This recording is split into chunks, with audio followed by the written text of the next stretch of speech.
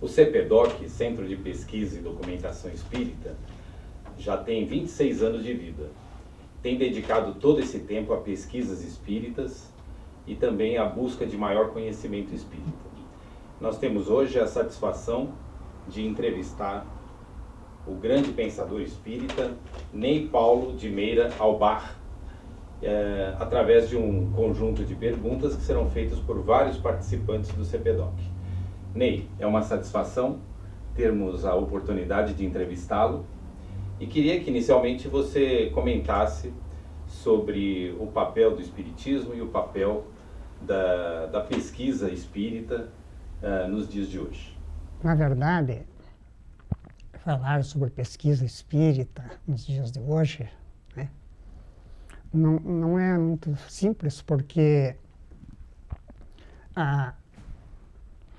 o movimento espírita, né, a aplicação do espiritismo à prática, ela se derivou mais para a ação, né, social, da vivência doutrinária nos centros espíritas e tal. E como isso também, falando na atualidade, comparando com o que já foi feito no espiritismo no campo da pesquisa, né? Nós temos acumulado aí na história contemporânea pelo menos 150 anos de pesquisas, né? Os clássicos da pesquisa, né? Lá a época do codificador Kardec, no século XIX, aí em 1860 para diante, os sábios do mundo, né, foram chamados à pesquisa, desde William Crookes, né, o famoso físico inglês, ainda lá em 1870, né, com pesquisas notáveis sobre os fenômenos físicos espíritas, né, passando daí por uma constelação de sábios, pensadores e pesquisadores que elaboraram a confirmação fenomênica, né, epistemológica, como se diz, né, científica, do fenômeno espírita, da mediunidade. Né. Quanto à filosofia espírita, prevaleceu o paradigma kardeciano e desenvolvido daí também por pensadores notáveis na época dele, como foi o Leon Denis, por exemplo, na França. E aí sucederam-se pesquisas. No Brasil, o movimento espírita ganhou um caráter eminentemente social, né? E houve então um processo assim, de aplicação do espiritismo a uma prática, né, transformando a doutrina espírita e a mediunidade como instrumentos de auxílio, de ajuda, né, à sociedade e justamente abrindo o grande cenário, né, para a manifestação da mediunidade. Né? E os primeiros tempos da mediunidade no Brasil, né, foram trabalhados de maneira assim, mais doutrinária, né, mais ortodoxa, né, e com base, sobretudo, no Evangelho do Espiritismo, embora para muitos líderes o Livro dos Médiuns era a cartilha. Foi a cartilha, né, básica. E a aplicação do Espiritismo no campo social, porque no povo brasileiro prevalece essa ideia romântica, né, do próprio cristianismo, que transformou a lei de amor num princípio doutrinário de chamada caridade. Fora da caridade na salvação, assim como um mote para chamar a massa. Porque quando Kardec edificou a doutrina né, estruturou o pensamento espírita e percebeu que ele tinha que ser, que ele devia fluir para o povo. Tanto é que ele faz uma série de observações dizendo da importância de se estudar e de desenvolver, né, meios de popularização da doutrina, né, vamos dizer assim, democratização do conhecimento espírita a nível de massa, porque é chegado ao momento de maturidade espiritual da humanidade terrena, que ele classifica lá naquela questão da progressão dos mundos, e que a humanidade terrena estava pronta para receber esse influxo. Né? Então, quem conseguiu organizar esse pensamento tinha a obrigação e a responsabilidade de criar um canal, de fazer esse pensamento fluir. Nós sabemos que, em princípio, é verdadeiro, mas na prática a aplicação disso é sumamente complexa. Né? Então, as pessoas começaram a descobrir o espiritismo pela necessidade. E ele transformou-se numa filosofia popular, né, através desse mote central, que era a caridade, né, conceituada com uma visão moderna de cultura, né, de antropologia, de sociologia, de psicologia mesmo de massa, né? E ele, então, o espiritismo no Brasil veio pela mediunidade de cura, né, pela assistência social, etc, etc. A pesquisa espírita, vamos ficar no Brasil, né, porque não dá para extrapolar para o mundo. A pesquisa espírita, propriamente dita, ela fluiu de maneira espontânea, através de médiuns notáveis que apareceram, né, porque a mediunidade é uma função natural do psiquismo humano, né, e ela flui em diferentes pontos, ela não se define, né, a instituições privilegiadas ou específicas. Ela está no ser humano e flui em todas as partes. Desde o Itaiacoca, uma zona distrital, né, uma comunidade pequeníssima de caboclos, de miscigenação portuguesa com judeu e depois com a migração europeia e tal, né, lá num cantinho do mundo até Paris, até Londres, até New York City, etc., né, a mediunidade por cima. E como manifestação, né, da alma humana, né, seja ela no plano encarnado, no plano espiritual, a mediunidade fluiu, e aí surge, nesse contexto da manifestação da mediunidade, né, assim, manifestações específicas, médiuns específicos que rompem as barreiras dos paradigmas, né, põem em discussão os conhecimentos humanos.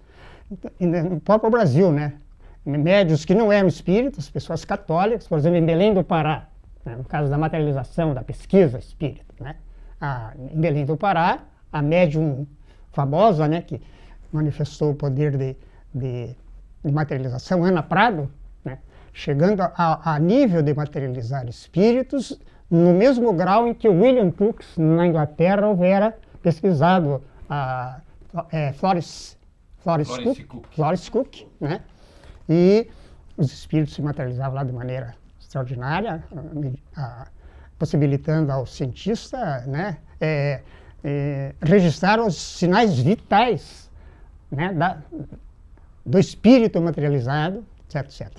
Essa pesquisa da materialização é fantástica e bastante complexa, porque tem que se ter critérios, metodologia e maturidade científica para saber aproveitar isso.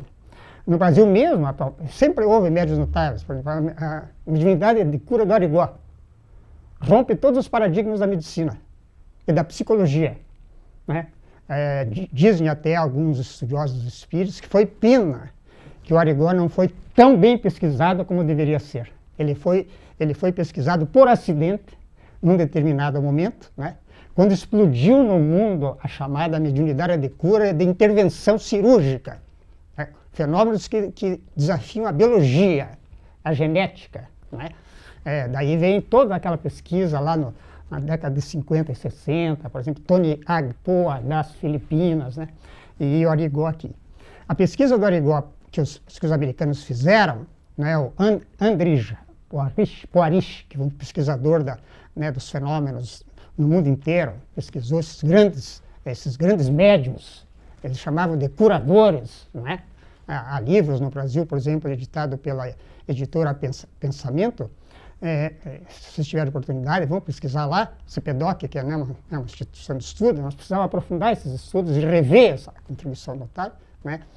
O Andrija Poarish e os seus cientistas, eram equipes de cientistas americanos que saíram pelo mundo, né, pesquisar com a aparelhagem, com a parafernália, né, de equipamentos mais modernos possíveis, né, tanto no campo da medicina quanto no campo da gravação e da observação mais profunda dos fenômenos, a nível de análise de clínica, de microscópio, né, de tecidos extraídos do corpo dos pacientes para fazer análise do laboratório e tal.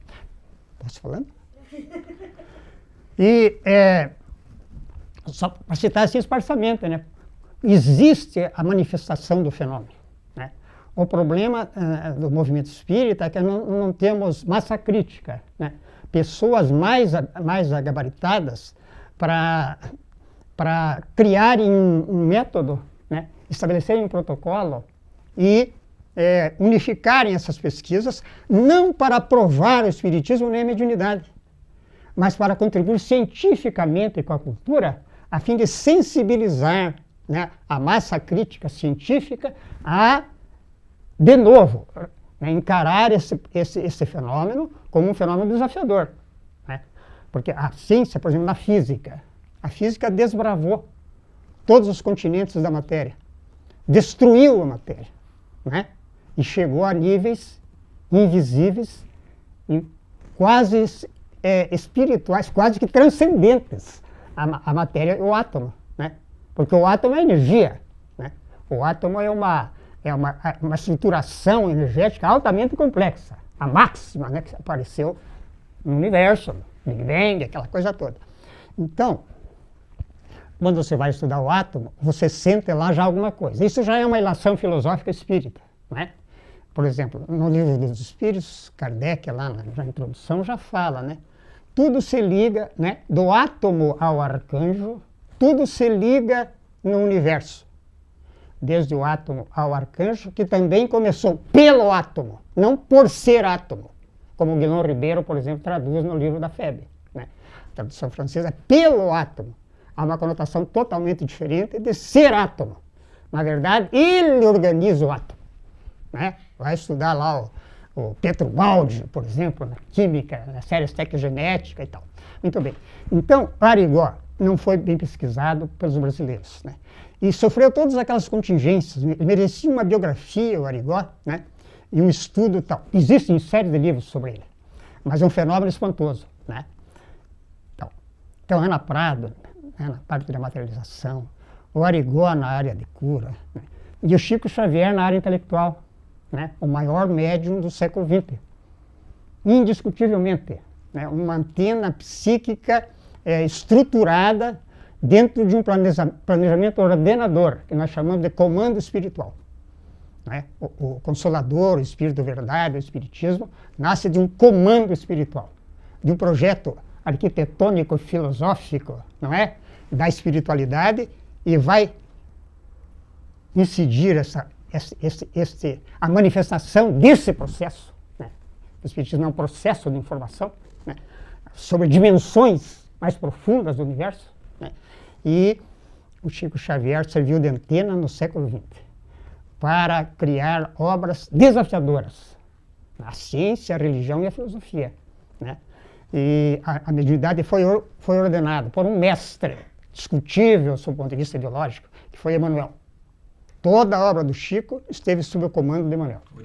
Então, precisar-se-ia, né, desenvolver uma massa crítica devagar, porque o Brasil ainda é um país pobre em cultura, né? A massa crítica do povo, né, necessita mais da magia, da fé, né, dessas coisas né, milagrosas e tal ainda. E este engrama psíquico da magia é muito difícil de ser alterado, né? Então é um processo de transformação profundo do psiquismo através da experiência, né, de cada um e do desenvolvimento da mente, porque o Espiritismo é uma doutrina racional, né? Não é racionalista, ela é racional, racionalidade, né? A racionalidade espiritualizada. Para falar um pouco mais sobre tudo o que você pensa, que já tivemos uma boa amostra agora no nosso vídeo, eu vou pedir para algumas pessoas falarem inicialmente sobre a sua vida, perguntarem um pouquinho da sua história. Nós temos a satisfação de ter aqui presente o seu irmão Newton Albach, que vai fazer a primeira pergunta.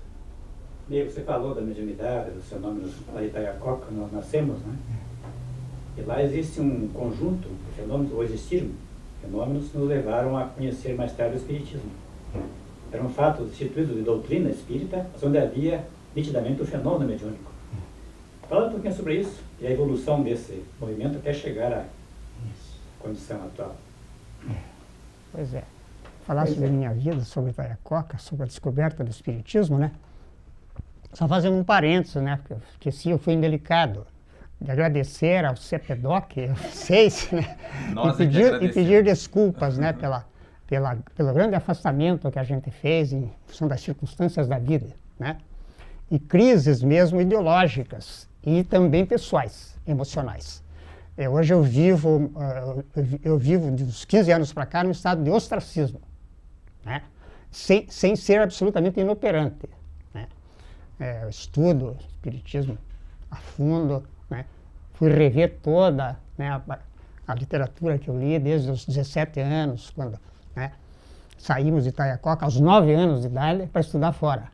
Foi um sofrimento emocional terrível, porque a gente estava no ninho familiar e numa vida da natureza, in natura.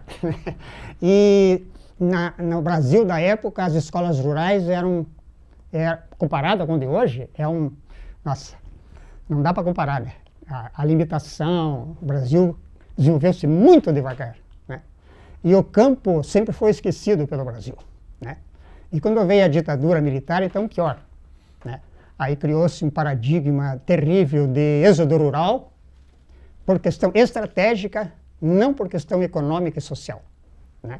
Estratégica, para tirar o camponês do campo, porque o camponês significava o rebelado. Cuba, por exemplo, né? A Nicarágua, né? A América Latina, que nós sabemos daquela época. Então, nós tínhamos, quando éramos crianças, não existia ainda, né, nem Cuba, nem a ditadura. Eu nasci em 39, não sou tão velho, embora pareça. E em 39, o Newton, meu irmão, que acaba de fazer a pergunta, nasceu em 38. Nasceu um ano e 3 meses antes. Ele reclama até hoje porque eu roubei o leite da mamã, que ele mamava. Nós brincamos, né? Mas naquele tempo era assim, a mãe tinha 10, 12 filhos. Então era 1 ano e meio, mais ou menos, a diferença, a média, né? Nós fomos em 11, né? Fomos em 11 e sobrou 9. E agora já estão indo alguns para o outro lado. Já começou a abrir o caminho para a partida, né? Então, nascemos lá em Itaiococa, zona rural, de 1940. Né? O Chico nasceu em 1910, num burgo mineiro, muito mais atrasado ainda do que Itaiococa na nossa era. Está lá, né?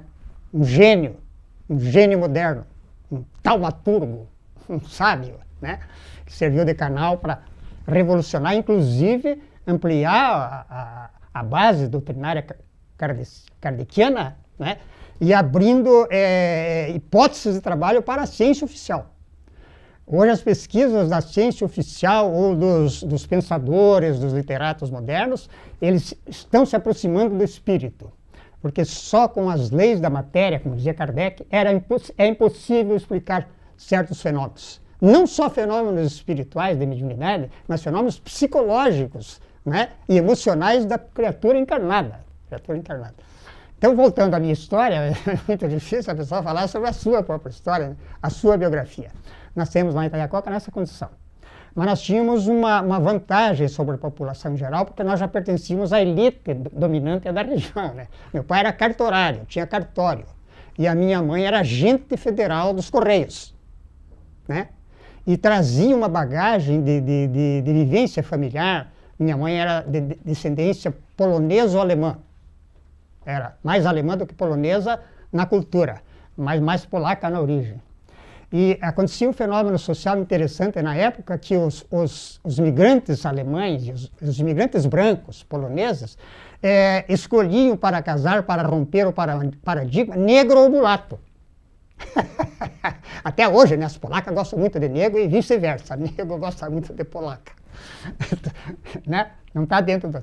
Aí minha mãe foi a primeira descendente da imigração alemã de 1870, né, dos chamados alemães russos do Volga. O Volga, o grande rio, né, da Rússia. Porque a Alemanha assinou um tratado com a imperadora Catarina Grande da Rússia, para que alemães migrassem para a Rússia. E depois de 100 anos de migração, eles ganhariam direito de posse e de identidade. Passariam a ser cidadãos russos.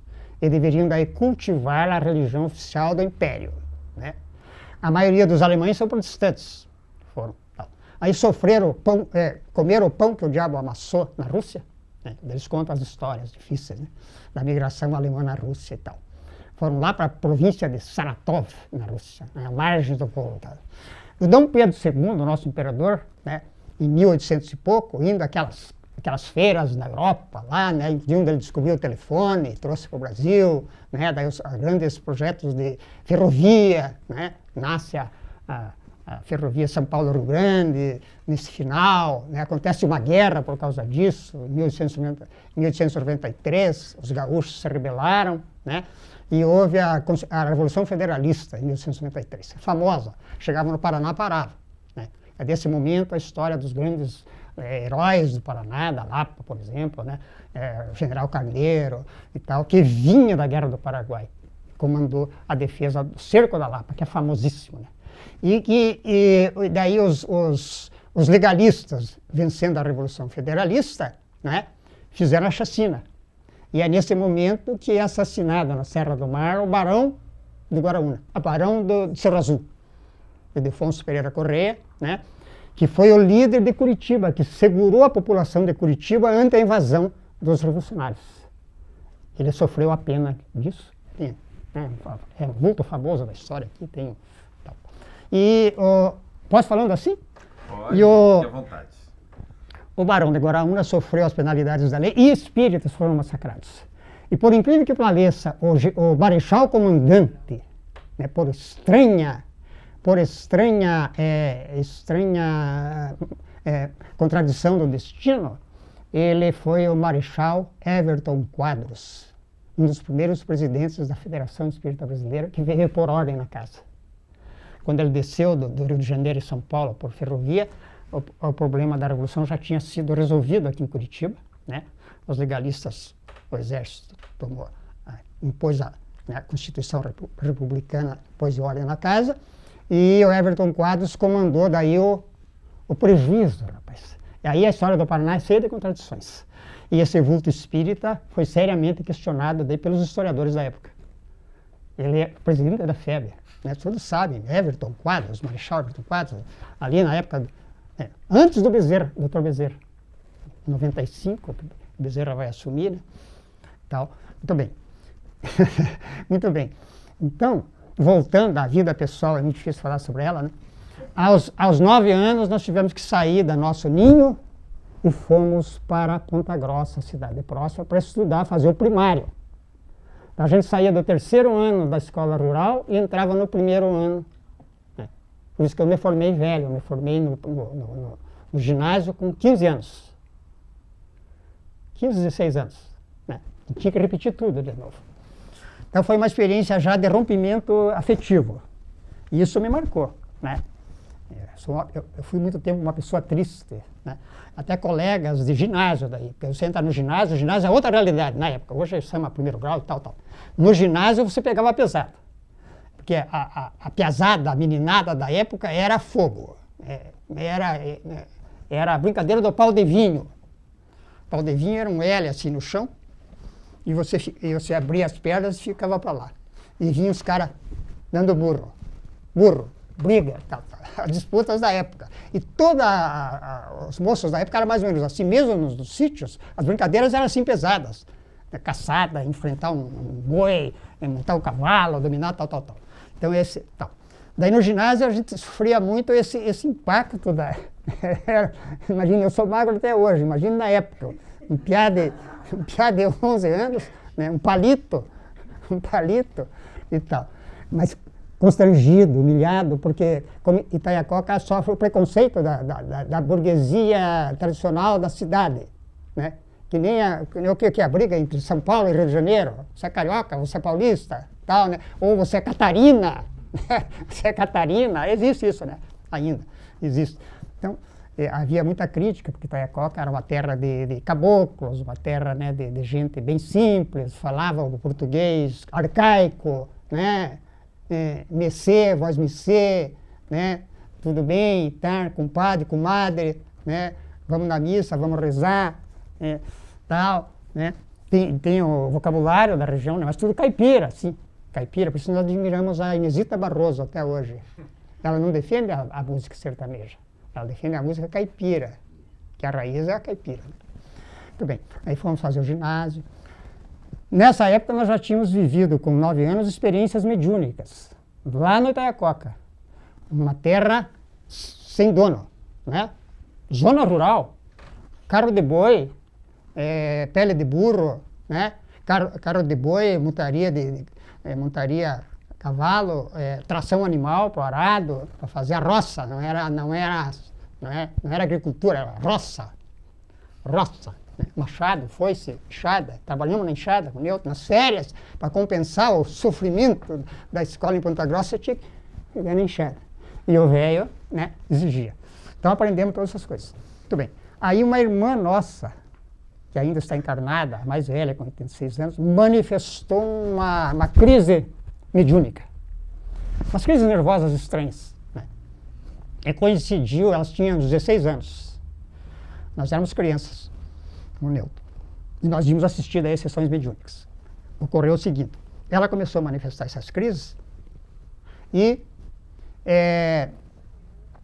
coincidiu a presença em Itaiococa, o fim do mundo, a presença de uma equipe de exploradores de tesouros jesuítas na região, vindos da região de Presidente Prudente, na Sorocabana, de São Paulo. E o chefe espiritual desse grupo que veio pesquisar um famoso tesouro que tem toda uma lenda atrás. Né? Os jesuítas, quando o Marquês de Pombal, né, decretou aqueles atos lá para expulsar os jesuítas da América Latina, né? Eles fugiram do Brasil e daí foram depositando as suas pequenas cargas de ouro e outras cositas mais em pontos estratégicos, para virem depois pegar.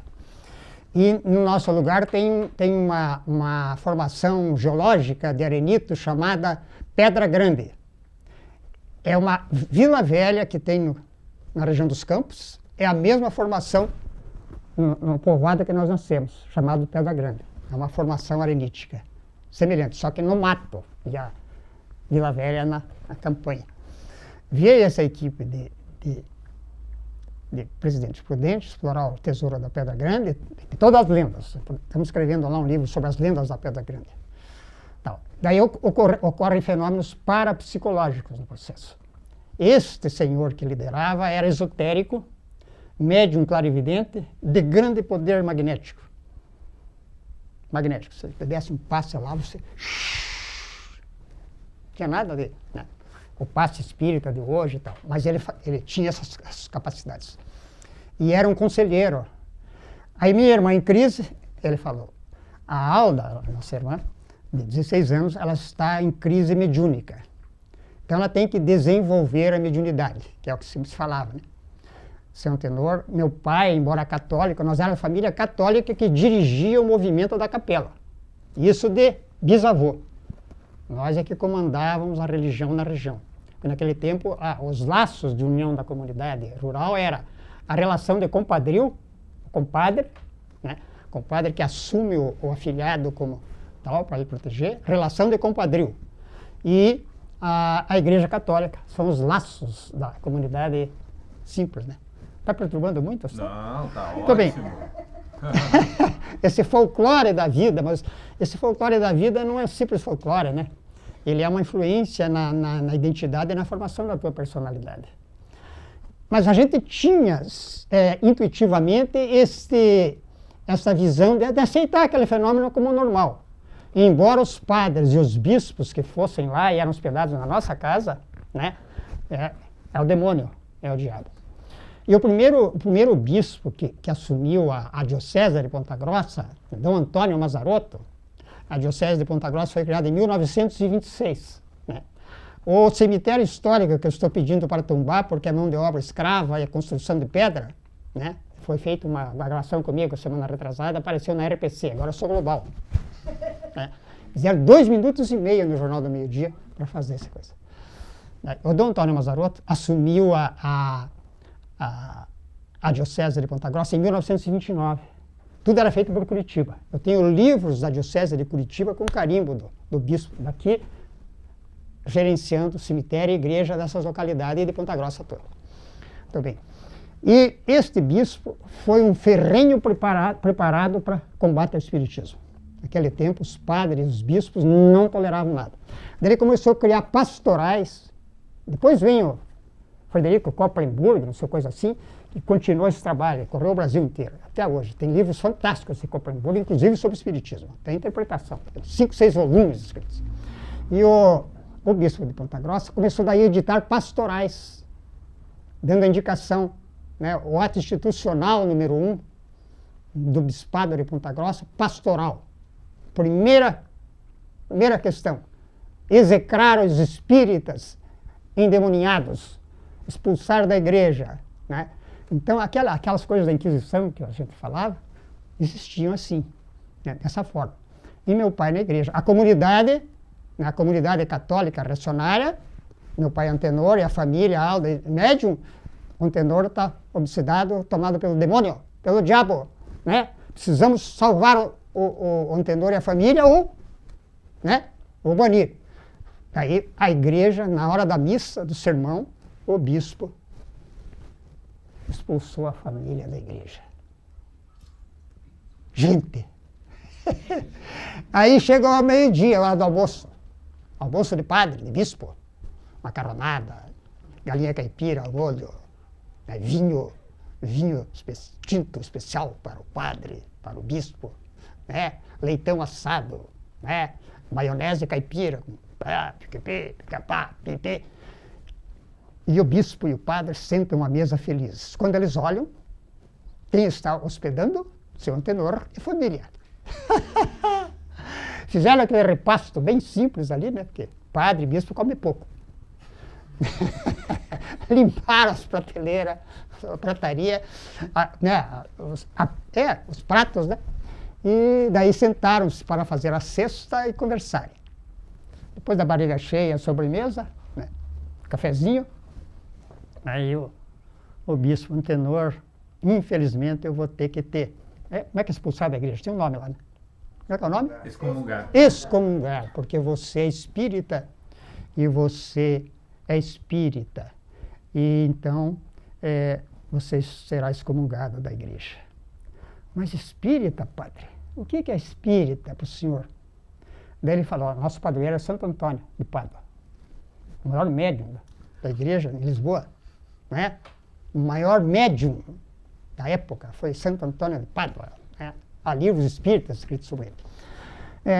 Ele fala assim para ele, Dom Antônio, né? Sua Majestade, sei lá, tem um nome específico para tratar, né? Sua não sei o que lá, tal. Espírito, eu sou espírita, e o senhor o que não é? Bispo, aquele Santo Antônio que está no altar lá, que o senhor ora para ele, uma estátua de barro, você está orando para aquela estátua de barro ou está orando para o espírito daquela estátua? Vou te excomunhar e você está possuído pelo demônio. Você vai para o inferno. O papai falou para ele, vou a cavalo em tu. Vamos os dois lá para ver. Né? Então, aí este médium famoso desenvolveu a mediunidade da minha irmã e toda a comunidade que tinha sensibilidade desenvolveu a mediunidade. Incrível, mediunidade espontânea. E ele dirigia as reuniões e doutrinava. No sistema dele. Quando era claro e evidente, segundo ele, ele percebia tudo que estava ocorrendo no mundo espiritual presente, os espíritos guias, os espíritos que se prestavam, tal. Ele tinha essa capacidade. Né? Como muitos médios têm hoje, desenvolve isso nos centros espíritas. Mas ele tinha esse conjunto. Nós íamos assistir às sessões, eram públicas. Nós, crianças, íamos assistir. Tal. E uma prima minha, que também tinha grande sensibilidade, a Valquíria, desenvolveu a vidência e a incorporação. E o Newton, meu irmão, conta essa história da Áurea. Posso contar? Oxe, vamos lá. Eu tive uma vidência, uma irmã minha, que desencarnara, chamada Esther. Ela é a caçula da família, a mais nova, né? E ao acordar, contei para minha mãe, né? Minha mãe vinha da igreja luterana, né? Ela foi alfabetizada na igreja luterana, porque o pai era alemão, né? Papai católico, né? E ela teve o catolicismo e tudo mais. Não, filha, você não viu, você sonhou, é comum as crianças sonharem com as pessoas que já morreram, né? E passou-se o fato, né? Mas foi uma sessão à noite, não por isso. Havia sempre a sessão à noite. Você viu a Esther com um vestidinho cor-de-rosa? Vestidinho azul, né? Vestidinho azul. Fiquei assim, como um bom homem, não cobri a cabeça, fiquei firme ali, né? Fiquei firme. esqueci durante o dia e fomos à sessão, né? Íamos sempre, né? E lá não podia olhar a comunicação, a gente fazia assim, né? O pessoal não, para não enxergar os espíritos, né? E a média levanta lá, assim, boa noite, meus irmãos. Boa noite. Apareci para o Newton essa noite. Assim, Newton, e não sou quem você pensa, não. Eu não sou a Esther. Eu sou a Áurea, a irmã mais velha. Que quando você encarnou, eu já tinha desencarnado. A minha primeira irmã, ela em desastre de carroça, não sei se 29, 28, né? Lá em Taiacós. 28. Mamãe faleceu com ela, né? Os cavalos pararam, a carroça tombou.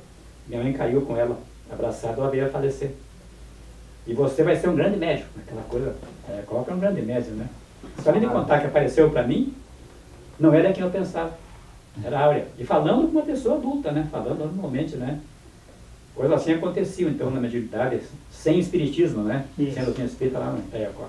Então a gente começou com essas vivências, mas já aceitava aquilo com tranquilidade, com normalidade, né?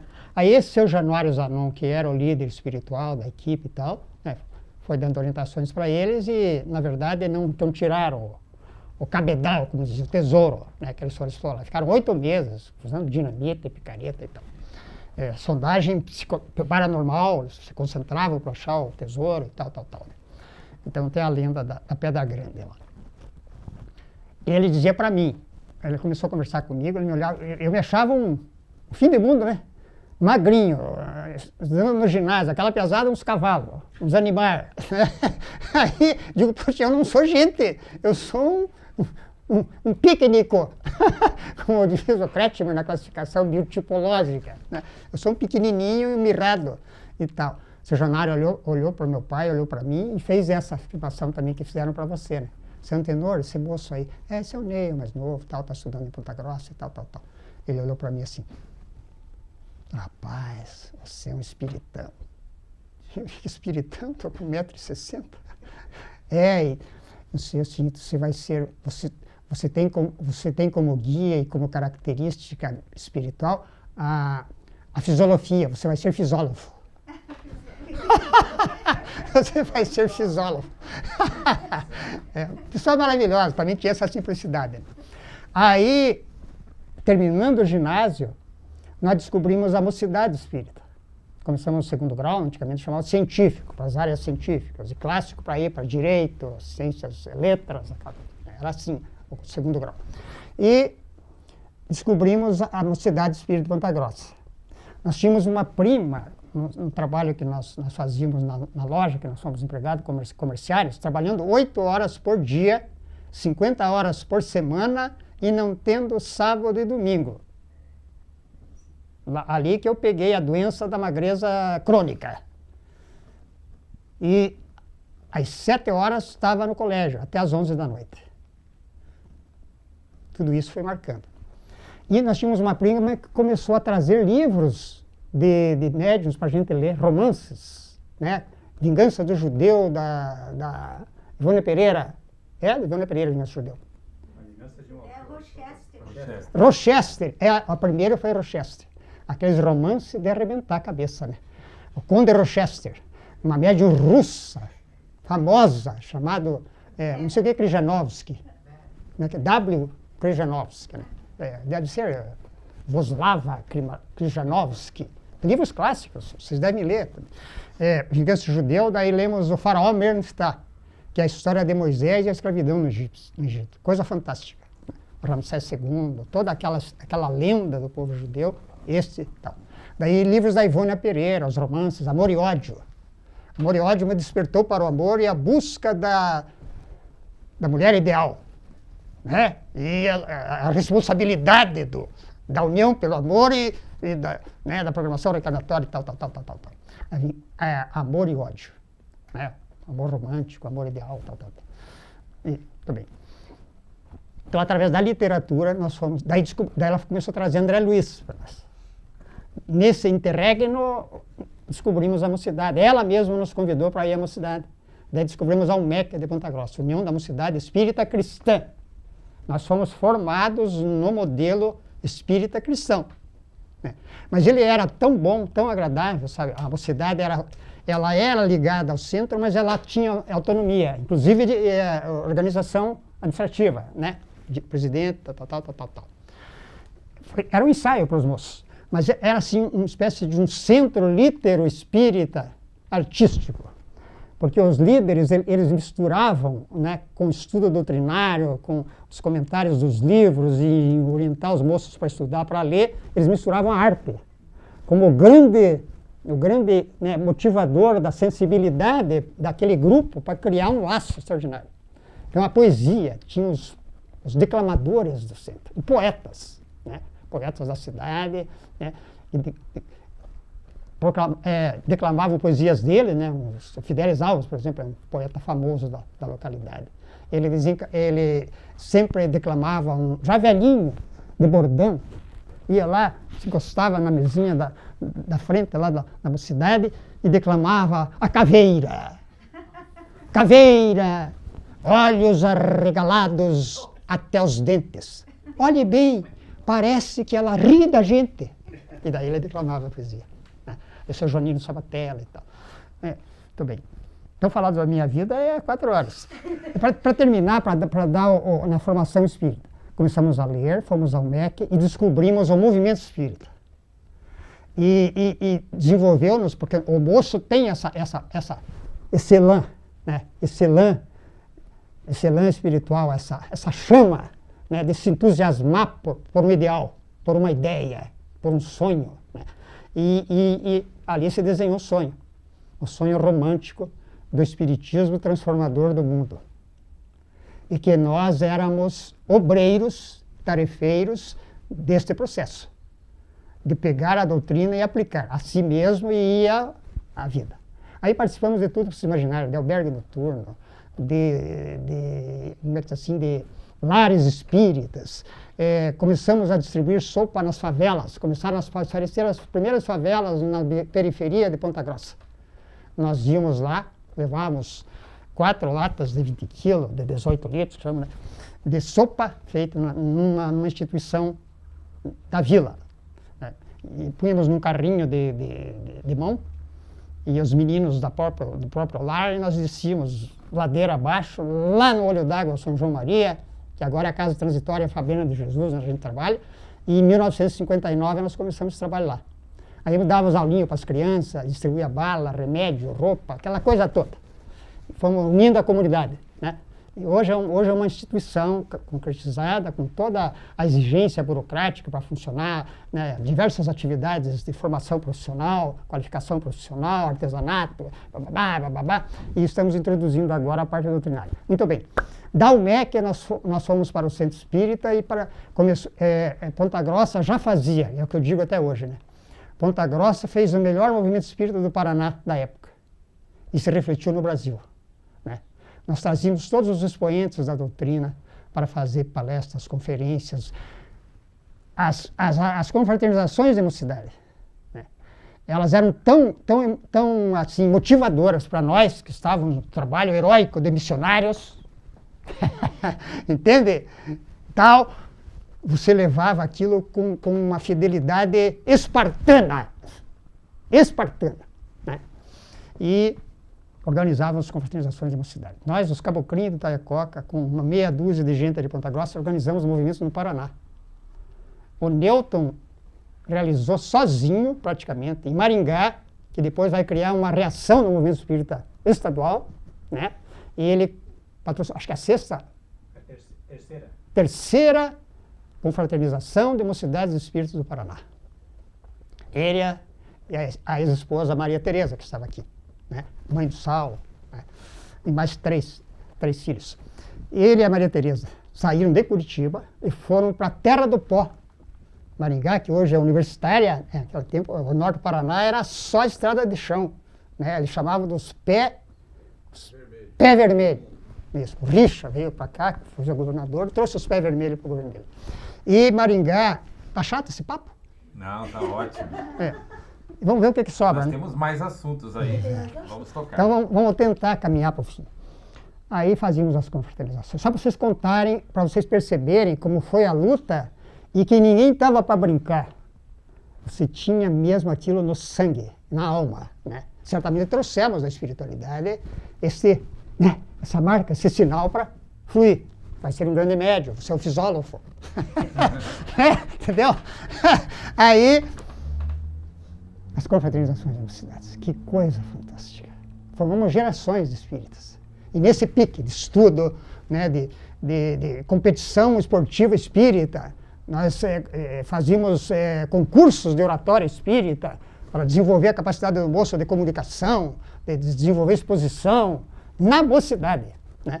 E as aulas de infância espírita, como é que se chamava? Evangelização da infância, chamava-se, né? Tínhamos um mestre, que foi o Sr. Álvaro Osmo, o maior líder espírita da região, né? Era maestro, tornou-se espírita, depois vagar pelo mundo, ser um boêmio. Ele formou-se na escola de música do Rio de Janeiro, lá. Maestro Álvaro Osmo, pianista e acordeonista e compositor. Ele compôs mais de 200 músicas espíritas, que nós deveríamos refazer um estudo e fazer um trabalho, porque a federação não se interessou, né? Ninguém se interessou, publicam abobrinhas por aí e não conhecem o trabalho musical do seu álbum, porque não é música gospel, é música mesmo, sabe? Tudo, as parábolas do Evangelho e dos temas espíritas, reencarnação, mediunidade, espírito, perispírito, né? E vai assim, em todas as áreas, né, dos princípios espíritos, a moral espírita, tal. Com este homem nós aprendemos o espiritismo. Mas tudo na prática, assim, da mocidade e do estudo e da dinamização. Né?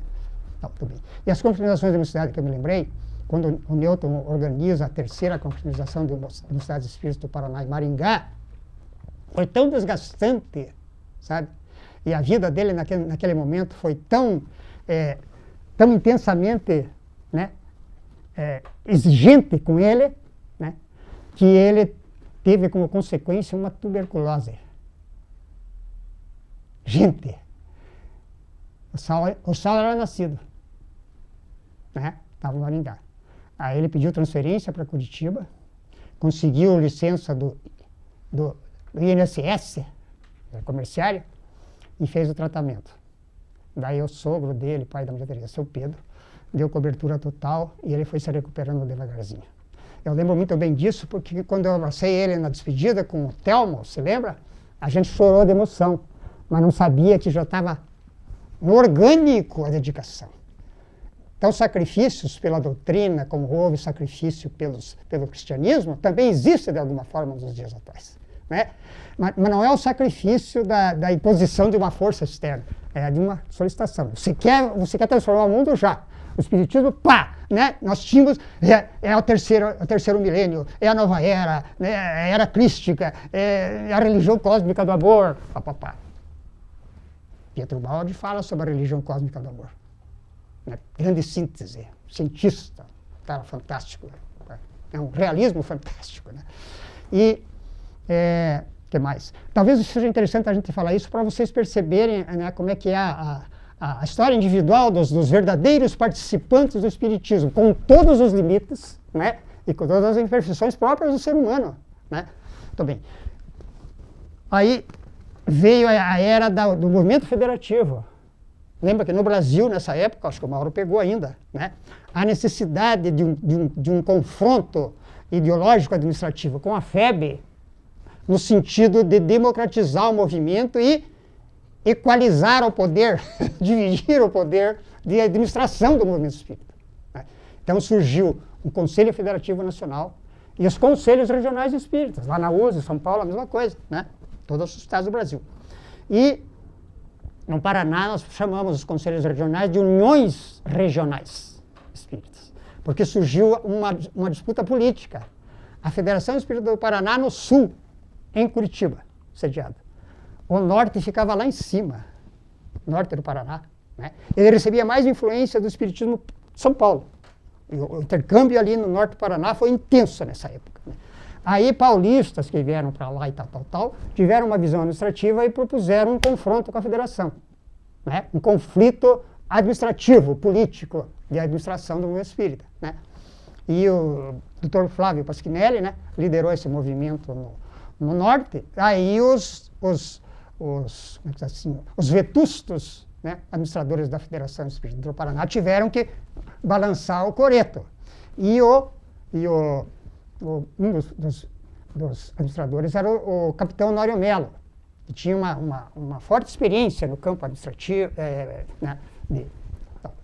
Aí organizou-se, houve uma conciliação entre o Flávio Pasquinelli e a equipe do Norte e a equipe da Federação, e criou-se daí as uniões regionais espíritas, daí o Conselho Federativo Estadual, aquela coisa toda. Nasceu de um conflito administrativo, né? Também nós demos o sangue. Aí as URES, você saía por todas as cidades, dia e noite. O movimento espírita foi tão forte dentro da gente que a gente estabeleceu como projeto de vida 3 coisas fundamentais: a família, o trabalho e a doutrina, né? E saímos depois pelo Brasil inteiro. Daí as outras perguntas vão permitir que a gente entre em outras áreas, né? E eu lembro só de um fato curioso na Confraternização de Mocidades de 1964, quando houve o golpe militar, né, o golpe militar, né, do triângulo das forças, Exército, Marinha e Aeronáutica, né? Então, embora não fosse unanimidade no Brasil a opinião deles, né? Mas tudo bem, quando veio daí o Castelo. Eles fizeram, anunciaram o golpe em 31 de março de 1964. Dia 31 de março de 1964, nós estávamos reunidos na 6ª Confraternização de Mocidades Espíritas em Ponta Grossa, que é a sede reacionária mais forte do militarismo na região. Isso desde a tradição da guerra, né? 13º Batalhão, hoje é BIB, da infantaria, né? Mas a infantaria blindada hoje. E você veja, a gente era tão inocente. Quem ajudou a confeccionar as faixas para a gente anunciar nas avenidas, nas lojas, a confraternização, era um senhor que tinha uma casa de tecidos popular chamado Felipe Schede, membro ferrenho e definido do PCB. PCB, desde o tempo das brigas com o Getúlio e tal. Tudo bem. Aí nós fomos lá conversar com o seu Felipe. Ele fazia aquelas faixas para a gente de graça. E uma ele mandou fazer especial. Dizia assim: Felipe Schede saúda feliz a 6ª Confraternização de Mocidades Espíritas do Paraná.